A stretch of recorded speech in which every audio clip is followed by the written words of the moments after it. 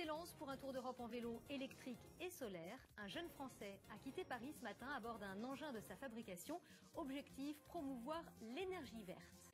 Étienne Sauze est un jeune homme bricoleur et ingénieux. Il a fabriqué un vélo solaire à bord duquel il se lance aujourd'hui dans un tour d'Europe. 14 000 km, 28 capitales visitées. Un défi personnel évidemment pour ce garçon originaire des Deux-Sèvres, mais aussi une manière de promouvoir une énergie propre. Adrianos, Adam Liman et Gaël Giordana.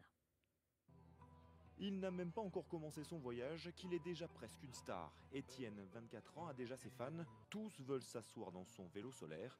Même la maire de la capitale est venue l'encourager. C'est génial de recevoir un soutien pareil.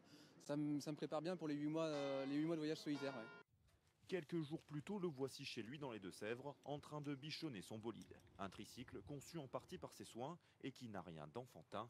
Il est bardé d'innovations technologiques, notamment un moteur qui fonctionne à l'énergie solaire. Le moteur électrique, lui, se situe ici, dans le moyeu de la roue arrière. Le moteur est alimenté par 2 batteries qui sont positionnées ici dans les sacoches.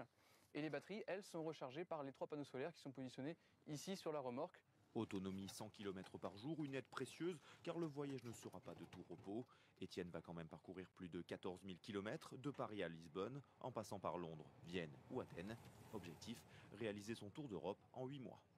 J'ai choisi le vélo parce qu'on peut aller où on veut, quand on veut. Donc je voulais le faire de manière libre, relativement rapide et complètement autonome. Donc j'ai choisi le vélo couché pour le confort aussi. Un projet qui n'est pas seulement fait pour muscler ses quadriceps, l'ex-étudiant veut à la fois s'enrichir culturellement, promouvoir un mode de transport propre et dépasser les clichés sur nos voisins européens.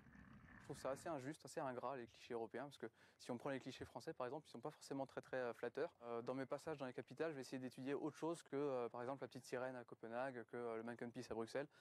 Pour financer son défi, Étienne a fait appel notamment aux internautes. Plus de 2 800 € ont ainsi été récoltés grâce à des parrains sur le web. Pour les remercier, grâce à un GPS, il leur fera vivre son trajet en direct sur son site.